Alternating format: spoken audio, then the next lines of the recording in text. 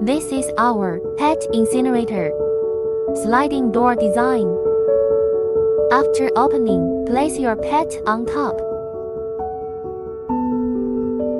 Tighten the lock.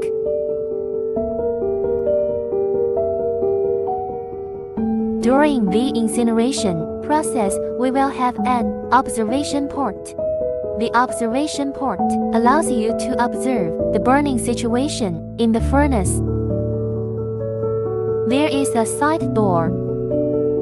The side door can be adjusted to make the inside burn faster. The secondary combustion chamber, V-shaped structure. After the flue gas comes up from the main furnace, it undergoes secondary combustion to perform secondary work. After complete combustion, flue gas flows into our gasification chamber, then through the principle of gasification, dispose of the unburned dust